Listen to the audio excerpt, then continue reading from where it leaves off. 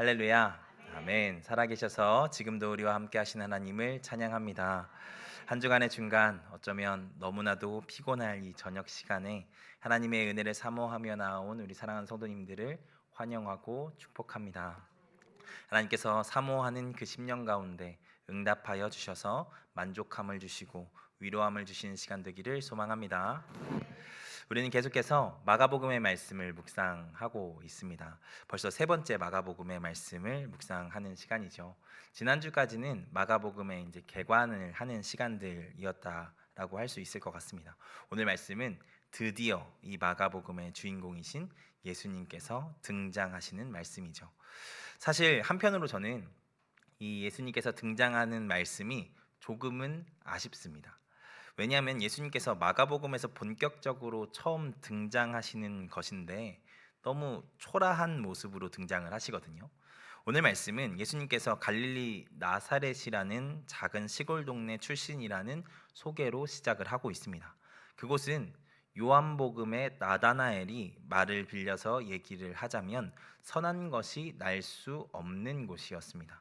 나사렛이 악한 사람들만 모여 있다 이런 것이 아니라 선하든 악하든 그렇게 누가 주목할 만한 사람이 나올 만한 그런 도시가 아니라는 것이죠.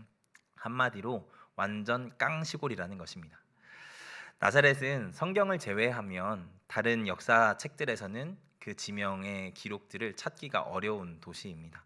아주 외진 마을이었죠. 그러니까 그 근방 가나라는 지방에 살고 있던 나다나엘이 무시하면서 이런 이야기를 한 것입니다. 그 촌구석에서 뭐가 나올 수 있냐라는 것이죠. 마가는 예수님을 그런 마을 출신으로 소개하고 있습니다. 이것은 우리가 읽은 저번 주에 같이 나눴던 5절에서 세례 요한을 찾아왔던 온 유대와 예루살렘 사람들과도 대비가 되는 말씀이죠. 심지어 예수님께서 세례를 이 말씀에서 오늘 읽은 말씀에서 주는 것도 아니고 받고 계십니다. 이것도 사실 마음이 불편한 부분이죠. 아니 성자 예수님이신데 세례를 받는다고? 심지어 4절을 보면 요한의 세례는 죄사함을 받게 하는 회개의 세례라고 정의하고 있습니다. 우리 예수님은 죄가 있으신가요? 없으시잖아요. 그런데 그런 예수님께서 세례를 받으신다고 하는데 이게 저만 불편한 건가요? 이런 모습이 마가복음에서의 예수님이 처음 등장하는 모습이라는 게 뭔가 초라해 보이기도 하고 또 예수님을 믿는 사람으로서 조금 불편한 마음이 들기도 하는 것 같습니다. 그래서 그랬는지 사실 다른 복음서에서는 예수님께서 세례를 받는 장면이 마가복음처럼 이렇게 간단하게 기록되어 있지 않습니다. 마태복음을 보시면 세례 요한이 예수님께 세례를 베풀기를 주저하는 말씀이 마태복음에는 기록되어 있거든요. 예수님은 받겠다고 하고 세례 요한은 못 주겠다고 하고 이런 옥신각신하는 장면이 마태복음에 등장을 합니다. 결국에는 예수님께서 하나님의 의를 이루기 위해 받는 것이 지금 이 세례다라고 이야기를 하시니까 세례 요한이 거기에 수긍해서 세례를 주었다라고 이야기하는 게 마태복음의 기록이죠. 누가복음은 요한이 예수님께 세례를 주었다라는 그 세례 예수님께서 세례를 받으셨다라는 이 기록 바로 앞에 뭐가 기록되어 있냐면 세례 요한이 옥에 갇혔다라는 기록을 그 앞에 집어넣습니다. 그 다음에 예수님께서 세례를 받으셨다라고 기록을 하고 있죠. 그래서 이것에 대한 해석이 분분합니다. 어떤 학자들은 요한의 시대가 끝나고 예수님의 시대가 시작됨을 이렇게 강조하고 있다라고 이 누가복음의 말씀을 해석하는 사람이 있는가 하면 요한이 그 앞에 잡혔잖아요. 그리고 그 다음에 요한이 세례를 주었다라는 장면이 없고 많은 사람이 세례를 받았는데 예수님도 세례를 받았더라라고 이야기를 하는 장면이 나옵니다. 그러니까 누가 세례를 주었는지 누가복음에서는 조금 모호한 것이죠. 요한에게 세례를 받은 것인지 아닌지 조금 애매하게 누가복음은 기록을 해놨다라는 것입니다. 그렇게 일부러 모호하게 기록을 해놨다라는 것이죠.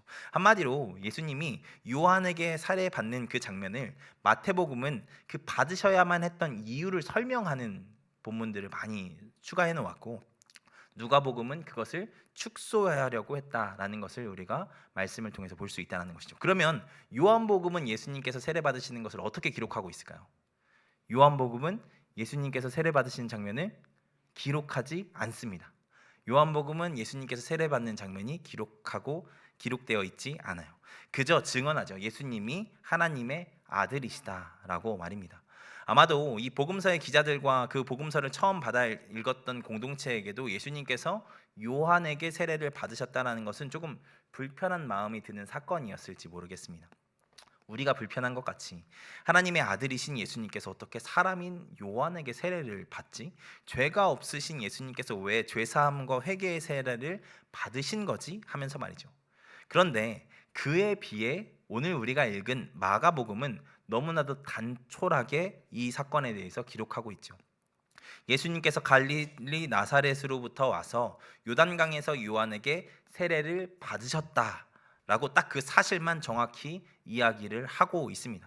저는 저번 주에도 이야기한 것처럼 이것이 마가복음의 기자 마가의 자신감이라고 느껴집니다. 그렇게 장황하게 설명하지 않아도, 보호하려고 하지 않아도, 예수님께서 요한에게 세례 받았다는 것을 막 변호하려고 하지 않아도 예수님께서 하신 일 그 자체로 하나님의 아들로 드러나실 분, 그분이 바로 우리 예수님이시라는 것이죠. 높아심에 말씀드리지만 이 이야기를 잘 이해하셔야 됩니다. 없는 이야기를 다른 복음서의 기자들이 억지로 만들어서 예수님께서 세례 받으신 것을 설명하려고 했다라는 것이 아닙니다. 다 있었던 일이지만 이것저것 다 기록하면 복음서가 계속 길어질 수밖에 없겠잖아요. 그런 것들을 다 기록하지 않고 마가복음은 그냥 딱 사실만 단촐하게 기록을 했다라는 것입니다. 그것만으로도 충분하다고 믿었으니까요. 그래서 나중에도 보면 아시겠지만 마가복음은 다른 복음서들보다 짧죠.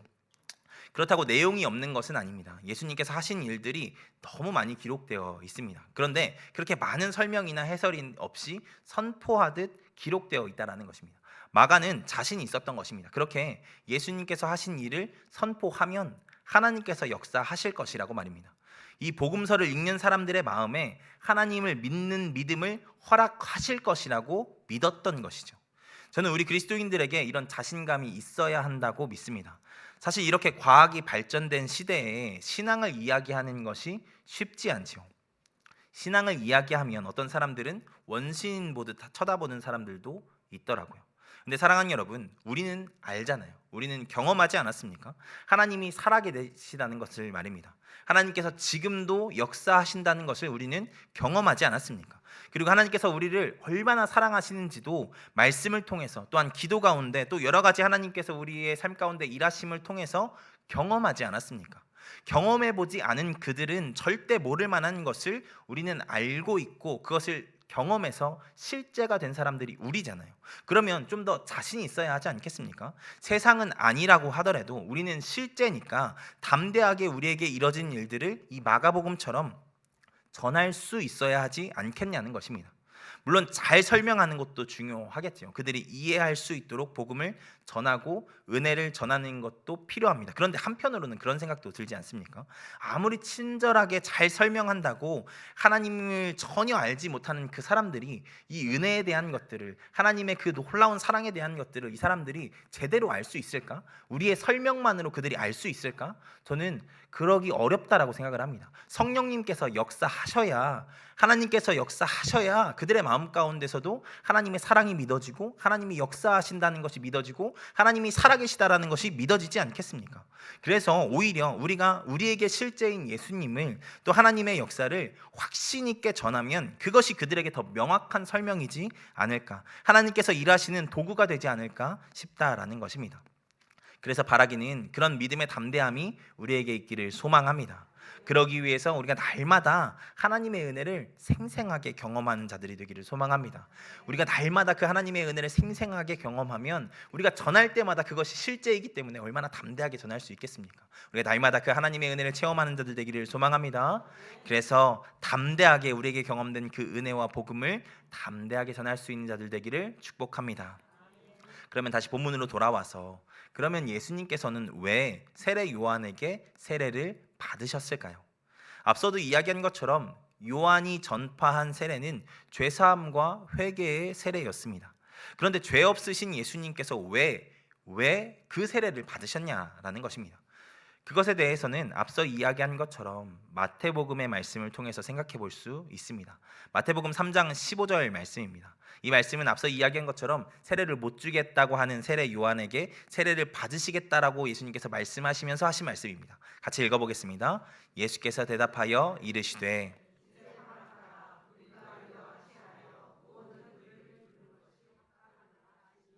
이에 요한이 허락하는지라. 아멘. 예수님이 세례를 받으시는 것은 무엇을 이루는 것이라고 이야기합니까? 하나님의 모든 의를 이루는 것이라고 예수님께서 말씀하시죠. 여기에서 이야기하는 하나님의 의라는 것이 무엇이겠습니까? 그것도 말씀을 통해서 같이 보겠습니다. 고린도후서 5장 21절입니다. 같이 읽습니다. 하나님이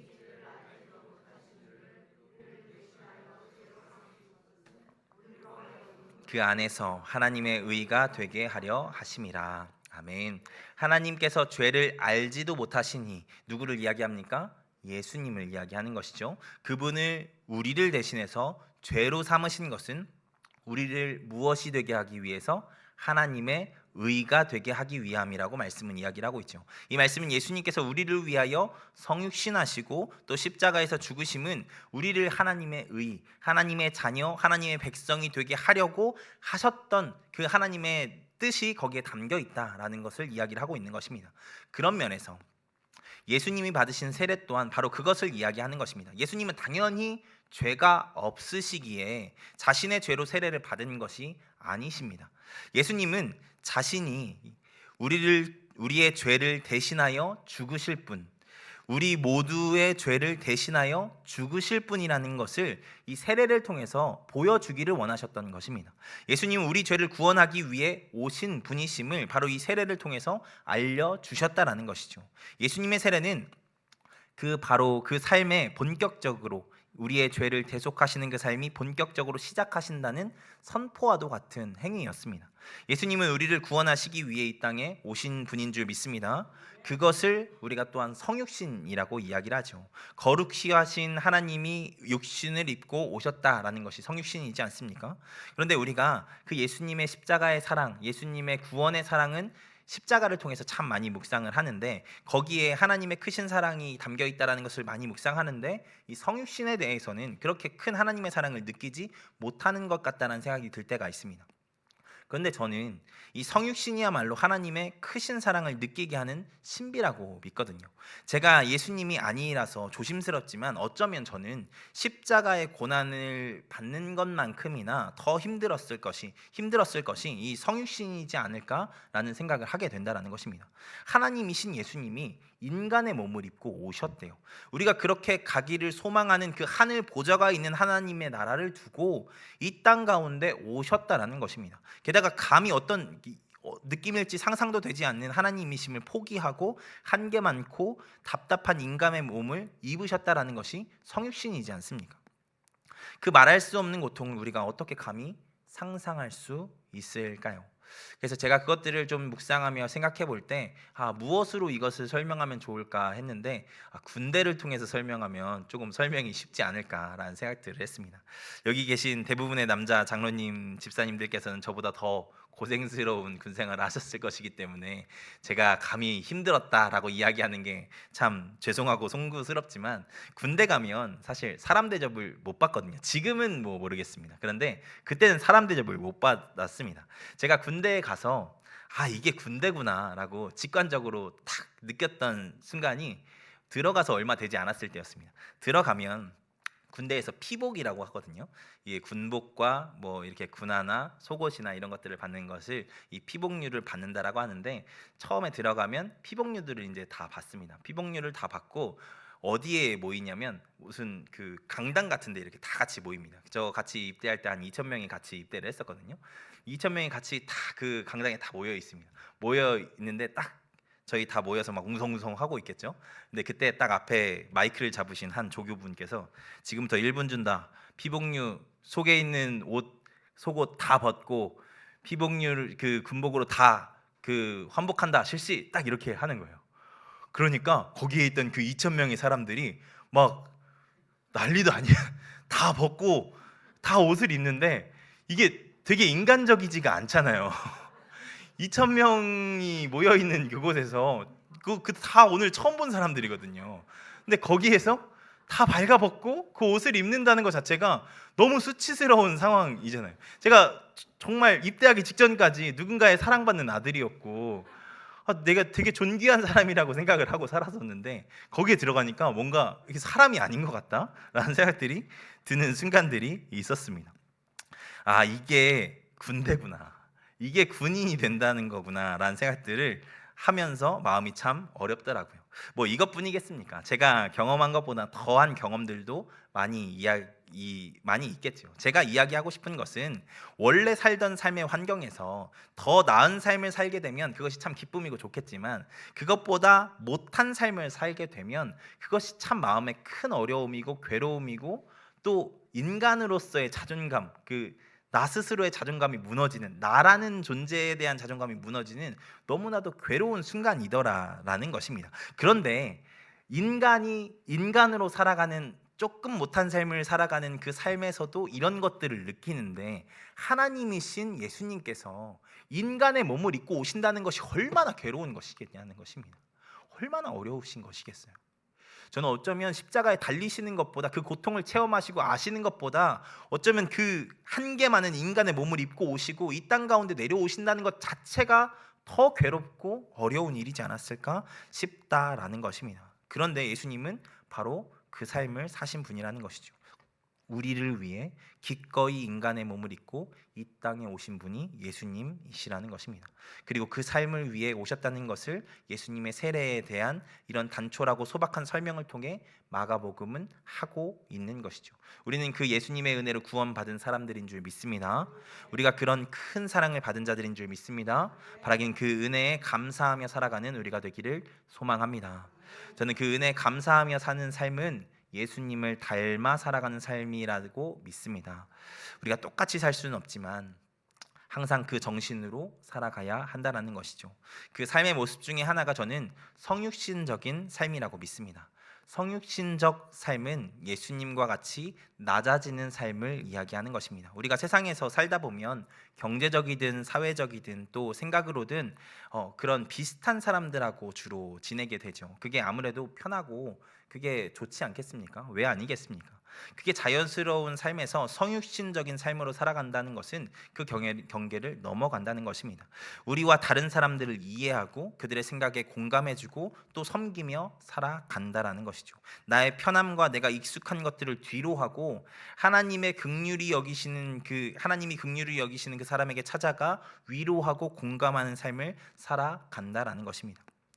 이것은 단지 경제적인 것만을 이야기하는 것이 아닙니다. 나와 다른 모든 사람들, 나와 생각이 다르고 나의 환경이 다른 모든 사람들에 대해서 그의 사람의 입장이 되어서 생각해 주는 사람이 된다라는 것입니다. 이게 1차적으로 성육신적인 삶을 사는 사람의 모습이라고 믿습니다. 무언가를 돕고 어떤 행동을 하는 것은 그 다음의 문제죠. 마음이 되고 그 입장이 되어 주다 보면 어떤 행동을 할 마음을 하나님께서 주시지 않겠습니까? 교회 안에 모든 성도님들이 이렇게 성육신적인 삶이 내재화되면 저는 교회 안에서 싸울 일도 없어질 거라고 생각합니다. 서로 다 더 깊이 사랑하는 공동체가 되게 될 것이니까요. 그리고 나아가서 세상의 수많은 소외되고 어려운 이웃들에게 교회가 정말 하나님의 사랑을 전하는 그리스도의 몸이 되는 공동체가 될 것을 믿습니다. 우리 교회가 그런 교회 되기를 소망합니다. 그렇게 성육신적 삶을 살아가는 그리스도인들이 넘쳐나는 교회가 되기를 원하고, 성육신적 삶을 실천하는 그리스도의 몸된 교회가 되기를 주님의 이름으로 축원드립니다. 특별히 오늘 말씀에서 그렇게 세례를 받으신 예수님께서 물에서 올라오실 때 놀라운 일들이 또한 일어났다고 말씀은 기록하고 있죠. 오늘 말씀 10절을 보면 하늘이 갈라졌다라고 이야기를 하고 있습니다. 특별히 마태복음하고 누가복음에는 하늘이 열렸다라는 표현을 하는데, 오늘 우리가 읽은 마가복음은 하늘이 갈라졌다, 좀 더 원어적으로 어감을 살리자면 찢어졌다라는 표현으로 말씀을 전하고 있죠. 이것은 이 마가복음이 이사야서 63장 19절에서 주는 하늘을 가르시고 강림하시고 라는 표현이 등장을 하거든요. 이것을 염두에 두고 기록을 한 것이라고 이야기를 합니다. 유대인들은 마지막 선지자 그 말라기 이후로 하늘이 닫혔다고 믿었습니다. 하나님께서 직접적으로 말씀하시는 것이 이제 끊어졌다라고 생각을 하던 시대였다는 것이죠. 그런데 예수님께서 그런 고백으로 세례를 받으시자 무슨 일이 일어났습니까? 하늘이 갈라졌대요. 이사야 선지자가 그렇게 간구하던 것과 같이 하늘을 가르시고 하나님의 음성이 들려왔다라는 것입니다. 이 갈라지다, 찢어지다라는 단어는 또 마가복음 안에서 휘장이 갈라질 때 사용이 됩니다. 휘장이 언제 갈라지죠? 예수님께서 십자가에 못 박히셔 돌아가셨을 때. 휘장이 갈라졌다라는 의미는 또한 무엇입니까? 하나님께서 우리와 직접적으로 소통하시기 시작하셨다라는 것이지 않습니까? 이 의미를 잘 해설해 놓은 것이 저는 에베소서의 말씀이라고 생각합니다. 에베소서 2장 14절의 말씀 같이 보겠습니다. 에베소서 2장 14절 같이 읽겠습니다. 그는 우리의 화평이신지라.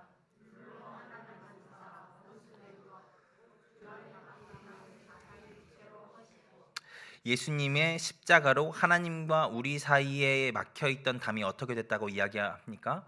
허물어졌다라고 이야기를 하죠. 이제 하나님과 직접적인 교제가 가능한 삶을 우리가 살게 되었다라는 것입니다. 그렇게 기도하는 우리에게 이제 닫힌 하늘을 경험하는 것이 아니라 열린 하늘, 응답이 주어지는 세상이 주어졌다라는 것을 이 말씀을 통해서 마가복음은 이야기해주고 있는 것입니다. 또한 하늘이 갈라짐에 대해서 이야기한 후에 바로 이어서 성령이 비둘기같이 내려오심에 대해서 이야기를 합니다. 이 말씀은 창세기의 두 말씀을 생각나게 합니다. 가장 먼저는 창조가 시작될 때 수면 위에 운행하시던 하나님의 영이 떠오르게 하고, 두 번째로는 노아의 홍수 때 그 홍수가 그치고 그 땅이 말랐음을 알려줬던 그 비둘기를 생각하게 하죠. 그러니까 이것을 통해서 하나님은 이제 새로운 창조가 시작되었음을, 또한 홍수와 같은 심판의 시대가 끝나고 새로운 역사의 시대가 시작됐음을 말해주고 있으신 것입니다. 그리고 하나님은 그 현상들과 함께 예수님께 말씀하십니다. 너는 내 사랑하는 아들이라 내가 너를 기뻐하노라 라고 말이죠. 예수님께서 진짜 하나님의 아들이심을 확인시켜 주신 것입니다. 이것을 통해서 하나님은 예수님을 통해 하나님의 나라가 시작됐음을 이야기하고 선포하고 계시는 것입니다. 마가복음을 해설하며 아마 이 이야기를 계속하게 될 것입니다. 하나님의 나라가 시작됐다라는 것 말입니다. 이게 우리에게 너무 익숙한 문장이어서 별 감흥 없이 받아들일 수 있지만 이것은 우리의 신앙에 있어서 너무나도 중요한 선언입니다. 그리스도인은 죽어야만 천국의 삶을 사는 자들이 아니라는 것을 이것으로 고백하는 것이거든요. 살아서부터 천국의 삶을 사는 자들, 경험하는 자들이 그리스도인이라는 것입니다. 오늘 말씀은 예수를 믿는 우리의 삶에 바로 그 은혜가 펼쳐져 있다라고 선언합니다. 예수를 믿기 이전에는 닫힌 하늘을 경험하는 삶, 혼돈하고 공허하며 흑암이 깊음 위에 있는 삶, 온 인류를 심판하셨던 그 홍수와 같이 심판 아래에 있던 삶이 우리의 삶이었다면 언제든 하나님께서 하늘을 열고 들으시기에 기도하고 간구할 수 있는 삶, 우리가 생각지도 못한 놀라운 응답이 주어지는 새로운 창조의 삶, 심판의 두려움에 사로잡혀 사는 삶이 아니라 새로운 은혜를 갈망할 수 있는 삶으로 우리를 부르셨다라고 이 말씀은 이야기를 하고 있다라는 것입니다. 물론 완성된 하나님 나라는 아니기에 때로는 어려운 삶이 우리 가운데 있을 수 있습니다. 어려운 순종의 순간들이 더 많을 수 있지요. 우리가 이제 볼 예수님의 삶도 그런 삶이지 않습니까? 십자가를 경험하고 모함과 비난과 그런 것들을 경험하는 삶을 예수님께서 사시지 않습니까? 하지만 그것만 있는 삶이 아니라 하나님의 놀라운 응답과 은혜가 있는 삶을 사신 것이 또한 예수님의 삶이잖아요. 성경은 바로 그 삶이 하나님 나라가 시작된 삶이라고 선언합니다. 여전히 어려움이 존재하고 이겨내야 할 것, 육신을 쳐서 순종해야 할 것들이 분명히 있지만 그럼에도 불구하고 그 삶을 하나님께서 지켜보시기에, 또한 그 가운데 하는 우리의 간구를 하나님께서 들으시기에, 또 때때로 하나님의 놀라운 일하심도 체험하게 하시기에 믿는 우리의 삶이 시작된 하나님 나라의 삶이라고 선언하신다는 것입니다. 바라기는 우리가 그 시작된 하나님 나라의 삶을 믿고 살아가는 자들 되기를 소망합니다. 여러분, 그 삶은 때로는 힘든 삶일 수 있습니다. 왜냐하면 완성되지 않은 하나님 나라에서 하나님의 명령에 순종하며 살아가는 삶이니까요. 우리가 예배 때마다 고백하는 것처럼 하늘의 뜻이 이 땅 가운데서도 이루어지기를 바라며 행하며 사는 삶이 그 삶이기 때문입니다. 그렇게 내 삶에서부터 시작된 하나님 나라의 삶을 살아가는 것입니다. 그 삶을 예수님처럼 때로는 오해받을 수 있고 또 고난과 순환이 동반된 삶을 사는 것일 수 있습니다. 어쩌면 독립 직전의 독립운동가들의 삶과 같은 삶이지 않을까 싶습니다. 우리나라 독립운동가들은 일제강점기 시대 속에서도 독립의 꿈을 놓치지 않고 살 뿐 아니라 이미 독립된 삶을 살지 않았습니까? 그래서 임시정부를 만들고 군대를 조직하고 활동하지 않았습니까? 그들에게 독립이라는 것은 완성되지는 않았지만 확실히 이루어지고 있는 현실이고 이루어질 미래였습니다. 그러니까 정부를 만들고 군대를 조직했던 것이죠. 그래서 그들은 바로 그들의 삶의 자리에서부터 그 독립된 삶을 치열하게 살아갔습니다. 이것이 이 땅에서 하나님 나라의 삶을 사는 모습일 수 있다는 것이죠. 그렇다고 그 삶이 힘들기만 하지는 않을 것이라고 믿습니다. 왜냐하면 그 삶을 하나님께서 모른 채 하지 않으시고 알아주시고 도와주시고 지지해 주실 것이기 때문입니다. 그리고 결국에는 그 하나님 나라를 완성하시겠죠. 그 독립운동가들이 꿈꾸던 독립이 결국에는 이루어졌던 것처럼 말입니다. 바라기는 우리가 예수님의 오심으로 하나님 나라가 시작됐다는 것을 기억하고 믿음으로 지금 오늘 이 시간부터 하나님 나라의 삶을 살아가는 자들 되기를 소망합니다. 하나님의 말씀에 순종하는 삶을 통하여 하나님의 나라의 삶을 살아내고 하나님께서 지키시고 도우시고 응답하시는 것을 통해서 하나님 나라의 삶을 누리는 자들 되기를 소망합니다. 그렇게 매일의 삶 가운데 시작된 하나님의 나라, 예수님께서 오심으로 시작됐다라고 하나님께서 말씀하신 그 하나님 나라의 삶을 충성되이 살아가는 저와 사랑하는 에바다 선교교회 모든 성도님들 되시기를 주님의 이름으로 축원드립니다. 우리 같이 기도하도록 하겠습니다.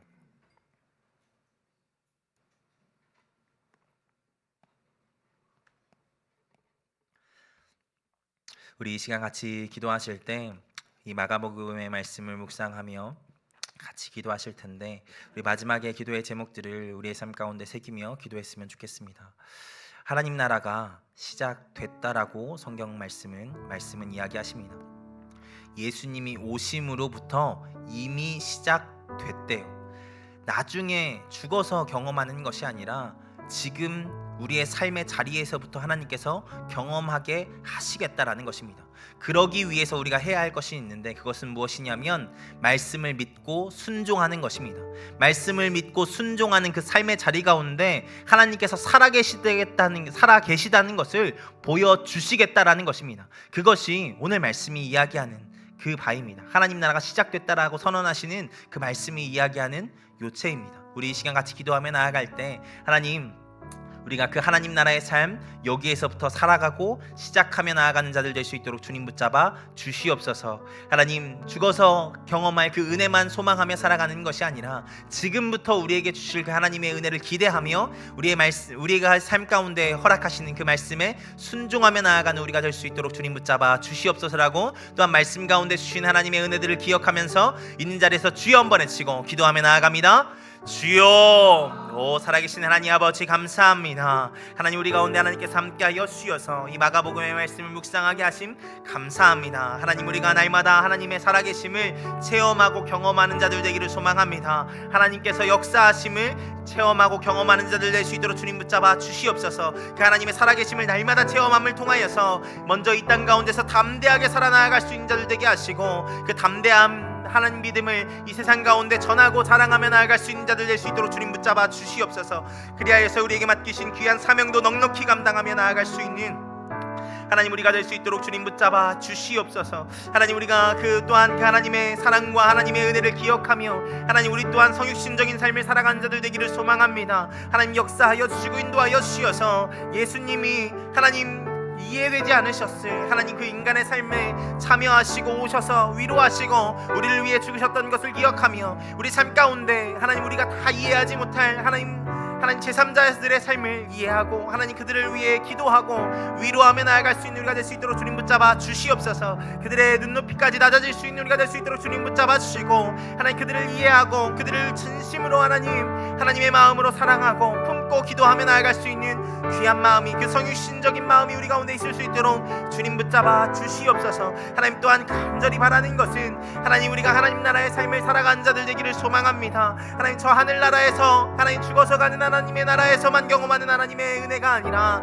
하나님 이 땅에서부터 하나님의 은혜를 체험하며 경험하며 나아갈 수 있는 귀한 인생들 될 수 있도록 주님 붙잡아 주시옵소서. 그러기 위하여서 이 땅에서부터 하나님께 순종하는 삶 살아갈 수 있도록 주님 붙잡아 주시옵소서. 하나님 우리 사랑하는 모든 성도님들 가운데 하나님께서 함께하여 주셔서 날마다 그 하나님의 인도하심과 역사하심 가운데 하나님이 말씀하심 가운데 순종하며 나아갈 수 있는 귀한 자들 될 수 있도록 주님 붙잡아 주시옵소서. 그래서 날마다 하나님의 살아계심을 체험하고 경험하며 나아갈 수 있는 귀한 인생들 될 수 있도록 하나님께서 역사하시고 인도하여 주시고 붙들어 주시옵소서. 하나님께서 지키실 것을 믿습니다. 하나님 우리 가운데 역사하여 주시옵소서.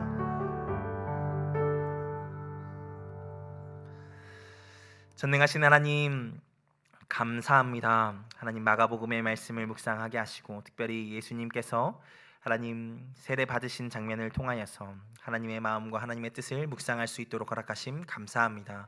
하나님 우리가 마가가 자신감 있게 예수님의 삶을 전한 것처럼 우리 또한 예수님을 전할 수 있는 귀한 담대함이 있는 자들 되기를 소망합니다. 그러기 위하여서 날마다 하나님 우리에게 생생한 하나님의 은혜를 체험하는 귀한 은혜의 현장이 있게 하시고 하나님 그리하여서 우리의 가운데 실제가 된 그 하나님의 사랑과 은혜를 세상 가운데 전하며 증인으로서의 삶을 담대하게 살아갈 수 있는 우리 모두가 될 수 있도록 주님께서 붙잡아 주시고 인도하여 주시옵소서. 또한 예수님께서 우리를 위해 성육신 하신 것처럼 하나님 그 은혜를 받은 우리가 예수님과 같이 예수님의 그 마음을 닮아 성육신적인 삶을 살아가는 자들 되기를 소망합니다. 하나님 모든 타인들을 하나님 정말 하나님의 마음으로 긍휼히 여기고 사랑하고 그들의 마음 그들의 눈높이까지 낮아져서 그들을 이해하고 또한 정말 복음으로 그들을 도울 수 있는 귀한 은혜가 우리 가운데 있을 수 있도록 주님 붙잡아 주시옵소서. 또한 예수님께서 세례 받으신 것 또한 세례 가운데 있었던 사건들을 통하여서 하나님 나라가 예수님이 오심으로 이미 시작됐다라는 것을 우리가 말씀을 통하여서 들었사오니 하나님 우리의 삶 가운데 이미 시작된 그 하나님 나라의 삶을 담대하게 살아가는 우리가 될 수 있도록 주님 붙잡아 주시옵소서. 하나님 우리의 삶 가운데 말씀하시는 그 모든 말씀 가운데 우리가 순종하는 자 되게 하시고 순종함 가운데 주시는 하나님의 역사하심 그 열린 하늘 가운데 주시는 하나님의 놀라운 응답을 날마다 체험하며 나아가는 우리 모두가 될 수 있도록 주님 붙잡아 주시옵소서. 그리하여서 날마다 살아계신 하나님의 은혜와 사랑을 체험하며 나아가는 그렇게 시작된 하나님 나라의 삶을 살아가는 우리 모든 성도님들 될 수 있도록 주님 붙잡아 주시옵소서. 하나님께서 그렇게 함께 하시고 역사하시고 인도하실 것을 믿고 예수 그리스도의 이름으로 기도하였습니다. 아멘.